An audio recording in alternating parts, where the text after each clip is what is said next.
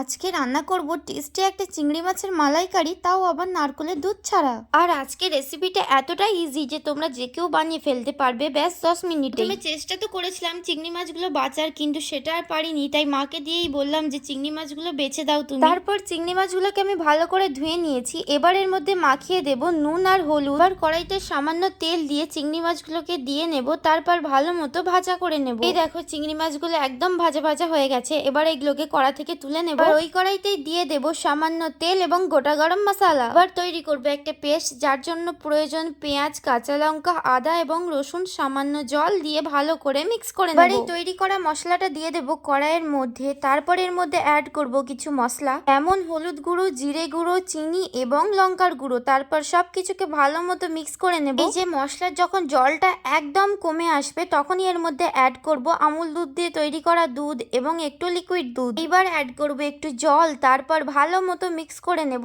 আর হ্যাঁ, তোমরা কিন্তু নুন দিতে ভুলো না, আমি এটা শুট করতে ভুলে গেছি। এবার এর মধ্যে অ্যাড করে দেব ভেজে রাখা চিংড়ি মাছগুলো। তারপর নাড়িয়ে চাড়িয়ে গরম মশলা দিয়ে নামিয়ে নিলে রেডি আমাদের চিংড়ি মাছের মালাইকারি। আর খেতে তো জাস্ট দুর্দান্ত হয়েছিল। মায়ের তো এটাই সব থেকে বেশি পছন্দ হয়েছে। তোমরাও বাড়িতে ট্রাই করে আমাকে জানিও। তবে আজকের মতো আসি, দেখা হচ্ছে নতুন কোনো ভিডিওতে। বাই।